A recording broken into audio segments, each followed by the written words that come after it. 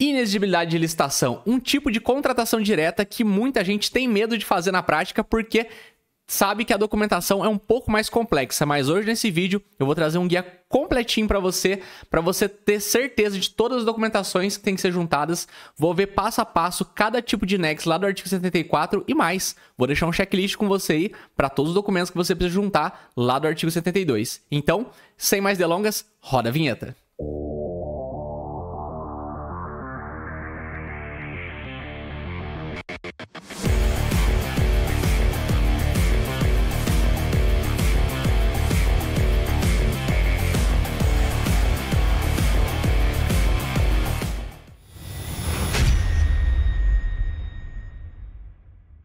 Fala pessoal, Murilo Caldas aqui e hoje o assunto é INEX. É um procedimento um pouquinho mais complicado, tem gente que tem medo porque não sabe de todo o rol de documentação que precisa ser juntado, mas hoje eu vou te ajudar. Vou te passar aqui passo a passo todos os tipos de INEX lá do artigo 74. Então, não perde tempo, curte o vídeo aqui embaixo, se inscreve no canal para você receber sempre notificações quando sair um vídeo novo aqui. E é claro, para você me ajudar a fortalecer o meu canal aqui no YouTube. Então, sem mais delongas, bora para nosso esqueminha lá, onde eu vou mostrar para vocês todos os requisitos da INEX. Pessoal, então, como de costume, já fiz um esqueminha aqui para vocês para a gente conseguir entender como funciona a nossa inexigibilidade. E o primeiro passo é a gente entender quando que a gente tem que utilizar ela, quando que é cabível a gente fazer uma INEX. Então, pessoal, sempre que a gente falar em inviabilidade de competição, a gente vai falar de inexigibilidade. Guarda essa dica aí que vai ser importante na hora de a gente estar vendo as outras possibilidades. Então, a gente tem que lembrar que não é viável adotar as modalidades de pregão ou de concorrência. Ou seja, se a gente está vendo uma inexigibilidade, a gente não precisa fazer o pregão ou a concorrência. E quando eu falo que é inviável, não significa dizer que é impossível, tá, pessoal? Então, trago como exemplo para vocês serviços de consultoria, por exemplo, e assessoria, que envolve serviço técnico especializado. Vamos tomar como exemplo licitações mesmo, que é o assunto aqui dessa aula. Imagina a situação em que você quer contratar um profissional técnico para exercer consultoria e assessoria em licitações aí para o seu órgão público. Nesse caso, é inviável a competição, porque é um serviço personalíssimo. Você vai contratar um profissional que mais te agrada, que mais vai condizer com as necessidades do seu órgão público. Então, nesse caso, a competição se torna inviável. É de fato que alguns órgãos preferem fazer um pregão, por exemplo, ou até uma dispensa de licitação em razão do valor. Também é possível? É possível, mas a lei diz que é inviável. Então, nestes casos, você tem a opção de fazer a INEX. Então, lembra disso. Inviável não significa dizer que é impossível, mas é possível você adotar essa modalidade caso você ache necessário. Beleza? Então, vamos voltar lá para o material. E aí, pessoal, dito isso, a gente vai agora para as hipóteses. Em quais hipóteses é possível fazer uma INEX? E essas hipóteses, pessoal, estão lá no artigo 74. Lá no artigo 74, a gente vai ter um rol que prevê 5 hipóteses de inexigibilidade, certo? E eu vou ver cada uma delas aqui com vocês no vídeo hoje. A primeira delas, pessoal, é a mais utilizada e a mais conhecida por todos, que é o fornecedor exclusivo. Quando o produto ou serviço é realizado por uma única empresa. Ou seja, é o exemplo clássico de inexigibilidade. Se só uma empresa consegue fornecer o serviço ou te fornecer aquele produto, não tem como você contratar outra pessoa que não seja ela, correto? Ou seja, é inviável competição. E nestes casos, você pode adotar INEX. E aí eu trouxe 2 exemplos para vocês de fornecedor exclusivo, que pode ocorrer no seu dia a dia aí e aqui é bastante comum. O primeiro é a aquisição de livros. Normalmente, pessoal, quando um escritor ele publica um livro, pode acontecer dele dar a exclusividade da publicação daquele livro para uma única editora. E nestes casos, você vai fazer uma INEX, porque só aquela editora que pode vender para você. E um segundo exemplo também, que eu já vi acontecer em várias prefeituras, é a compra de medicamentos. A compra de medicamentos também é um bom exemplo, porque existem alguns laboratórios que dão o direito de distribuição para apenas uma empresa. Então, nestes casos, você também pode formalizar uma INEX. Isso acontece com medicamentos mais específicos, mas também pode ocorrer. Então eu deixo para vocês aí, nessa aula hoje, esses 2 exemplos de INEX de fornecedor exclusivo. Pode acontecer outros casos? Pode acontecer. Mas esses são exemplos que são mais comuns de acontecer dentro da administração. Certo, pessoal? E agora, vamos passar para a segunda hipótese nossa, que é a contratação de artistas. E essa aqui, inclusive, tem vídeo aqui no canal falando sobre detalhes, passo a passo, de como comprovar a documentação dos artistas aí no seu órgão público. Vou deixar um link aqui na descrição e um card aqui para você, caso você tenha a necessidade aí de estar contratando algum artista. Mas eu quero falar de dois detalhes importantes para vocês nessa contratação. Quando você vai contratar artista, eles têm que ser consagrado pela crítica especializada ou pela opinião pública. Esse daqui é um dos requisitos mais importantes na hora de você fazer essa contratação. E o que seria a crítica especializada? A gente vai entender como crítica especializada, pessoal, revistas, jornais e premiações que esse artista já tenha recebido. Então, na hora da gente formalizar a inexigibilidade com um cantor famoso, eu sempre pego o exemplo do cantor, porque é o que mais utilizado, né? O pessoal vai fazer show aí numa prefeitura, já vai contratar o artista para cantar lá. Então, acho que esse é o melhor exemplo. Aí você vai pegar premiações, revistas, que são formas de comprovar que aquele artista realmente é consagrado na mídia nacional e até mesmo internacional. Então, pode ser matérias em jornais, matérias em revistas, pode ser prêmios de musicais que ele tenha recebido. Tudo isso ajuda a comprovar e documentar isso no processo. E aí você vai me perguntar, mas aonde que eu vou achar essas informações? Normalmente o empresário já vai ter tudo isso. Você vai pedir para ele, ele vai te mandar. Se ele não tiver, basta você fazer uma pesquisa aí no Google. Se for um cantor bastante famoso, eu tenho certeza que você vai achar isso, a informação, com muita facilidade. Ou seja, pode ser tanto o empresário dele te mandar essa documentação, como você mesmo também formalizar isso no processo. Aí fica a seu critério, certo? E a segunda forma da gente comprovar que esse artista é renomado é pela opinião pública. E hoje em dia, pessoal, a forma mais fácil de você comprovar a opinião pública é pelas redes sociais. Então, quantidade de seguidores que essa pessoa tiver no Instagram, quantidade de inscritos que ele tiver no YouTube, quantidade de seguidores que ele tiver no TikTok, Facebook, ou seja, qualquer rede social aí serve para comprovar que esse artista é realmente muito renomado, certo? E aí você pode juntar uns prints mesmo no processo licitatório para comprovar isso aí, sem problema nenhum. Então você pegando essas informações, fica bem comprovado que esse artista ele é renomado e é aclamado tanto pela crítica quanto pela opinião pública. Pode ser um ou outro, viu, pessoal? Não precisa ser os dois. E aí, mais uma dica importante, eu vou passar essa aqui para vocês, tem lá nesse vídeo dos artistas, mas acho bacana falar. Imagina aquela situação que você quer contratar um artista local. Será que ele também precisa ter recebido esses prêmios internacionais ou ter 1 milhão de seguidores no Instagram? E a resposta é não. Se ele é um artista local, a credibilidade dele e o reconhecimento tem que ser local também. Ou seja, o número de seguidores deles tem que condizer com o número de habitantes da sua cidade ou da sua região. E os prêmios que ele pode ter recebido podem ser prêmios locais, eventos que ele tenha participado aí na sua cidade ou na região e que ele tenha sido sagrado vencedor em alguns deles. Então, dessa forma você também consegue. E do artista local, você pode pedir um currículo para ele, um portfólio de matérias de jornais, entrevistas que ele tenha dado e também na sua rede local aí. Isso também conta na hora de você formalizar a sua INEX com o fornecedor local, certo, pessoal? Então, essas são as dicas que eu tinha que dar para vocês aqui sobre a contratação de artistas tanto no âmbito nacional, internacional ou local. E voltando agora para o nosso material, pessoal, vamos partir agora para um terceiro tipo de inexigibilidade. E esse aqui também é bastante utilizado, que são os serviços técnicos especializados, pessoal. Que eu dei exemplo para vocês até da consultoria no começo da nossa aula. Então, os serviços técnicos especializados, eles precisam ser de natureza predominantemente intelectual, com profissionais ou empresas de notória especialização. Essa parte, pessoal, é a parte mais importante na hora de você fazer uma INEX dos serviços técnicos especializados. Lá, na Lei 14.133, tem um rol de todos os serviços técnicos que podem ser contratados, mas todos eles precisam ter essa característica. E aí eu vou passar para vocês o que significa um serviço de natureza intelectual. São prestação de serviços que demandam alto grau de conhecimento, como consultorias e assessorias especializadas. Ou seja, pessoal, Falou em serviço de natureza intelectual, tem que pensar em serviço de alto grau de conhecimento.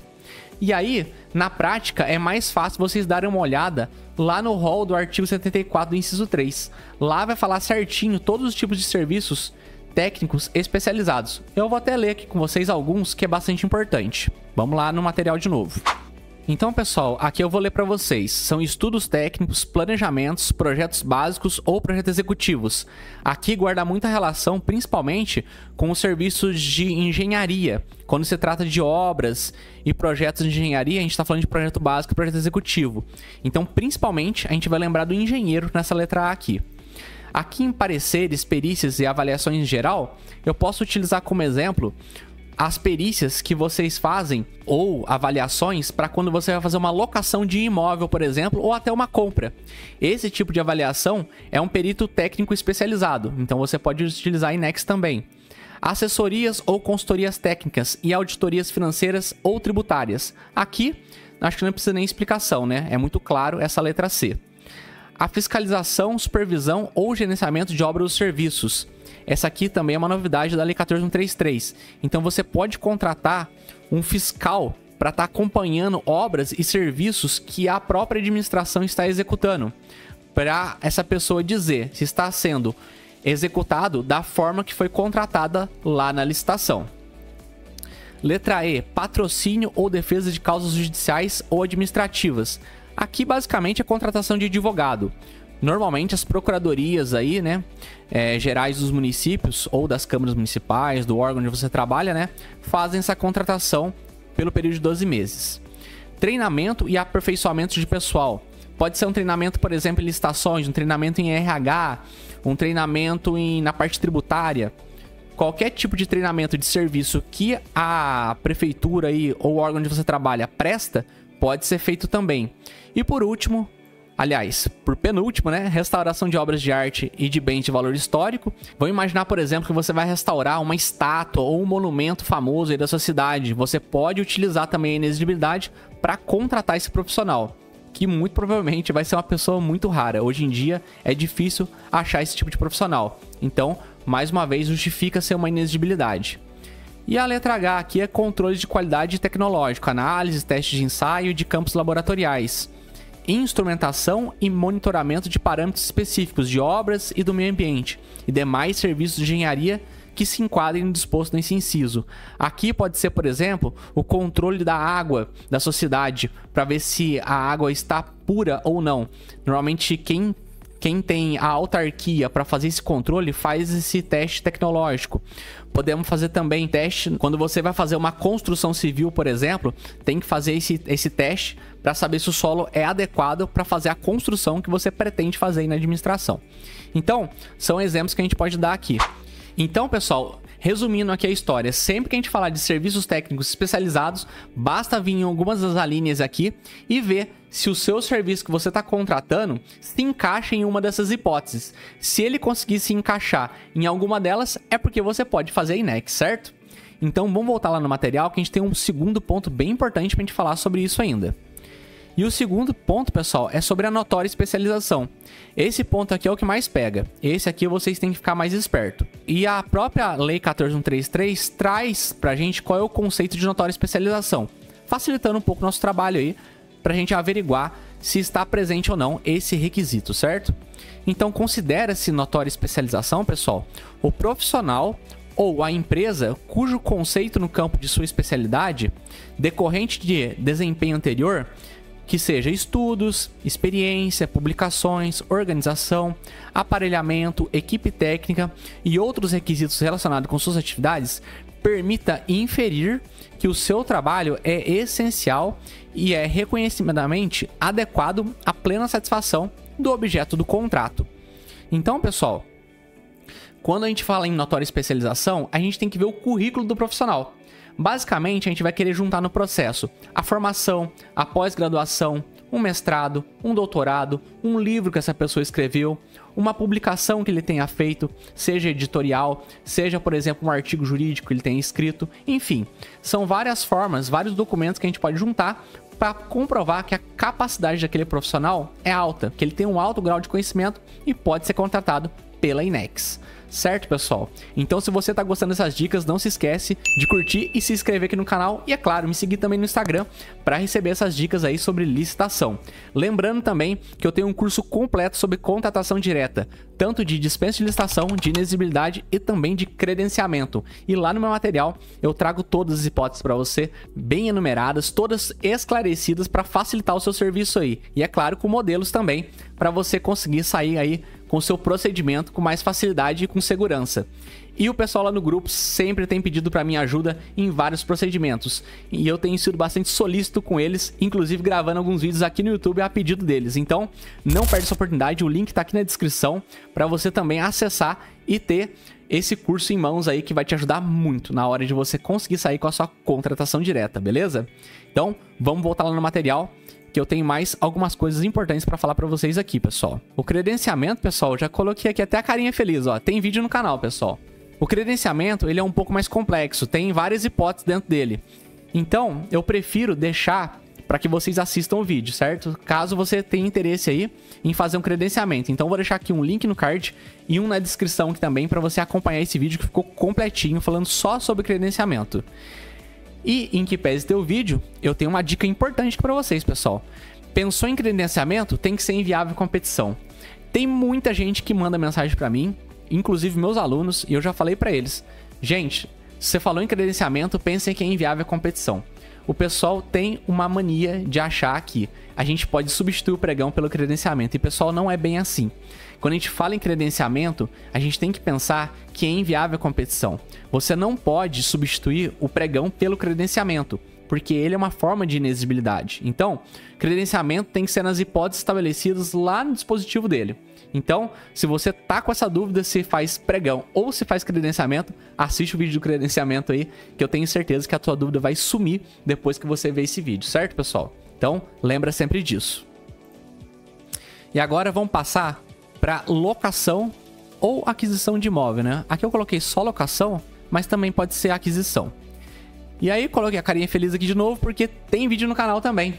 E tem um vídeo completo falando de todo o rol de documentações e como você deve proceder para fazer sua locação de imóvel. O vídeo é bastante completo, também tem vídeo aqui na descrição, também tá aqui no card para vocês acompanhar. Só que eu vou dar uma dica importante para vocês aqui, pessoal. Vocês têm que seguir o artigo 74, parágrafo 5º. Lá tá os 3 requisitos: avaliação prévia do bem, inexistência de imóveis vagos e a singularidade do imóvel. Vou falar para vocês brevemente o que são esses 3 requisitos, pessoal.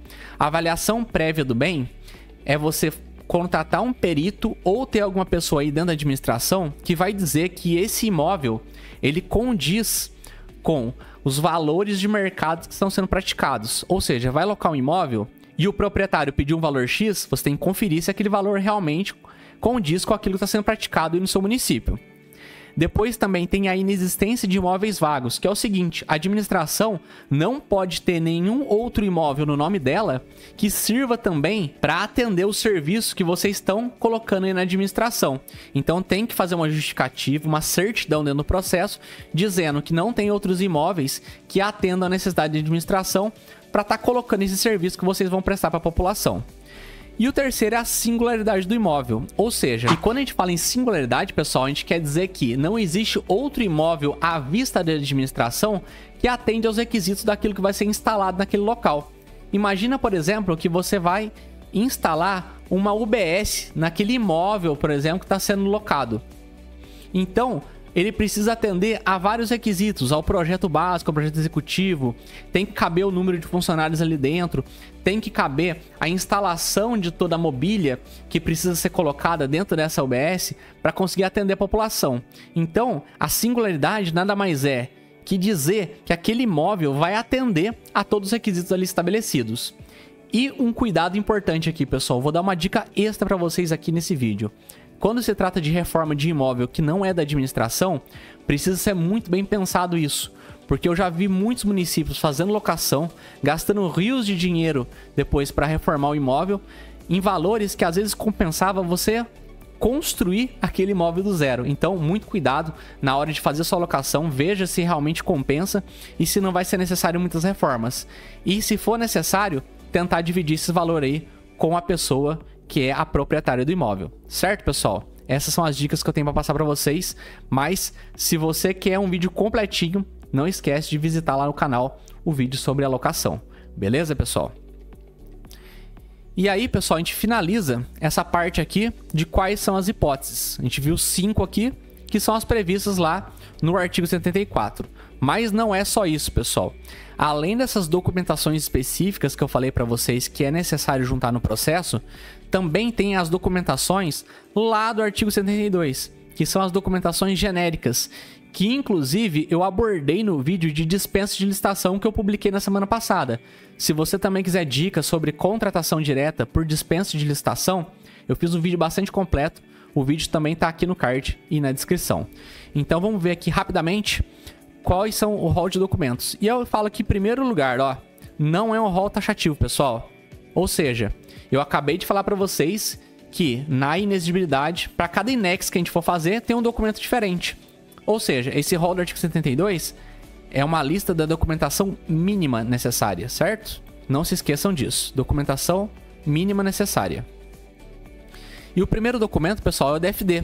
É o nosso documento de formalização da demanda, que é aquele documento que dá o pontapé inicial no nosso procedimento licitatório.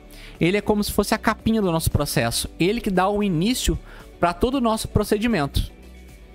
Depois nós vemos com o ETP, o TR e o projeto básico ou executivo, que serão utilizados só quando for o caso. E aí tem gente que tem dúvida, né? Nossa, mas só quando for o caso? Essa é uma expressão trazida lá na lei. E tem casos que a gente vai precisar usar os projetos, tem casos que não. Projeto básico executivo, pessoal, normalmente a gente utiliza só em obras e serviços de engenharia. Ao passo que o estudo técnico preliminar, a gente só utiliza para compras mais complexas também. Eu tenho visto muito funcionário público aí fazer ETP de todo o procedimento, e não precisa, pessoal. O ETP, ele é uma peça um pouco mais complexa, e ele é cabível só em alguns casos. Então, quando a gente está falando de contratação direta, por exemplo, não é necessário fazer em todas as compras, em que pese em algumas ser bastante útil. Isso vai depender da complexidade daquilo que você está contratando e dos valores que você está contratando também. E é importante que isso esteja devidamente regulamentado aí no seu órgão público para você ter esse feeling aí na hora de sair com a solicitação, beleza, pessoal? Então, voltando aqui para o material, a gente vai falar também da estimativa da despesa, que é a cotação de preços, né, com as ferramentas lá do artigo 23. E aí alguns de vocês vão me perguntar o seguinte, mas cotação de preço na INEX? Vamos supor que o produto é exclusivo. Vamos supor que a gente quer comprar livros, né, daquela editora que tem a publicidade exclusiva daquele livro ali. Nestes casos, a forma mais adequada de a gente comprovar o preço é pedir nota fiscal emitida pelo fornecedor para outros clientes, para ver se realmente aquele preço que ele está fazendo para a administração é o preço que ele pratica no mercado. Então essa é a forma mais fácil. Artistas, por exemplo, que a gente for contratar, ou serviços técnicos especializados, mesma coisa. Você pode pegar contratos que ele fez com outras administrações ou com o setor privado e fazer aquele comparativo, ver se o preço que ele está cobrando para a sua administração é o mesmo que ele está cobrando em outros contratos ou por intermédio de outras notas fiscais que ele te apresentar. Dessa forma você consegue também comprovar que o preço que ele está praticando está dentro da lógica do mercado. E agora, pessoal, a gente vai falar sobre o parecer jurídico ou parecer técnico. E eu quero dar um destaque especial para vocês, pessoal, no parecer jurídico, porque na INEX ele é importante.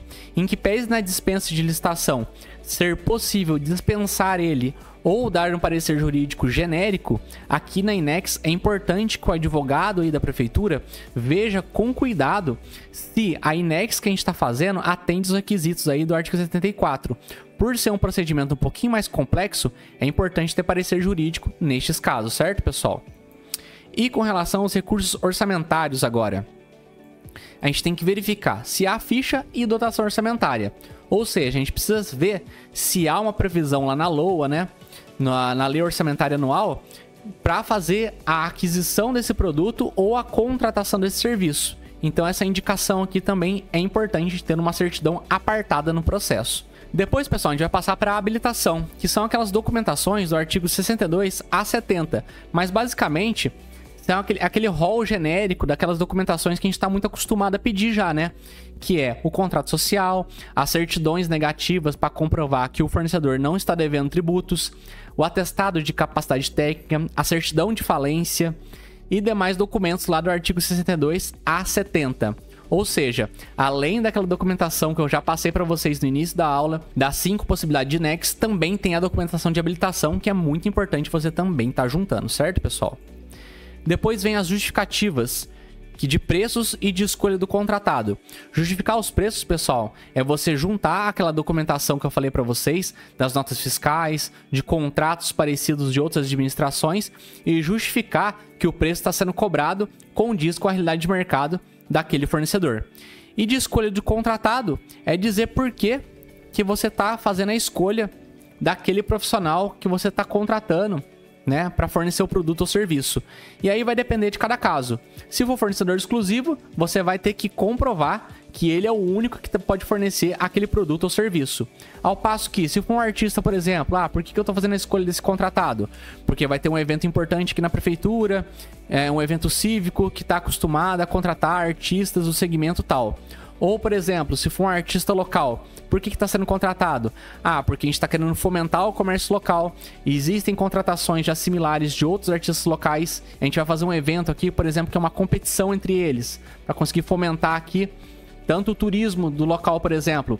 Outra justificativa pode ser utilizada. Vai depender de cada caso concreto, certo? Mas basicamente você tem que fazer essa justificativa de por que está sendo escolhido aquele contratado. E é claro, bem importante também, dizer que a documentação dele foi convalidada e que os documentos de habilitação dele estão todos ok. Isso também faz parte da justificativa. Então é importante você fazer esse checklist aí, dar um double check em tudo que você fez aí e ver se ele apresentou a documentação certinho. Beleza, pessoal? Depois disso, pessoal, vem a autorização, que a autoridade competente deve ratificar todos os atos processuais. E aqui, por autoridade competente, pode ser tanto o secretário, e se no seu município aí não tem secretariado, ou seja, se é o próprio prefeito que empenha aí, né, os serviços aí da administração, tem que ser ele a autoridade competente para estar ratificando toda a documentação do processo e validando essa contratação também. Bem importante essa parte, pessoal. E por fim, pessoal, tem a publicação, que é do extrato do contrato ou de outro documento lábil que estabeleça a relação jurídica entre as partes, que pode ser o empenho, por exemplo. Mas aqui na INEX, normalmente vai ser o contrato, porque é o contrato que vai ter o extrato que vai validar e que vai atender ao princípio da publicidade lá previsto na Lei 14.133. Beleza, pessoal? Essa é uma aula bem objetiva, bem prática. Espero que vocês tenham aprendido agora como fazer sua INEX. Não se esquece de curtir, se inscrever no canal e me seguir lá no Instagram para receber mais dicas sobre licitações. Muito obrigado aqui por ter ficado no vídeo e eu espero vocês na semana que vem com uma nova dica sobre licitação.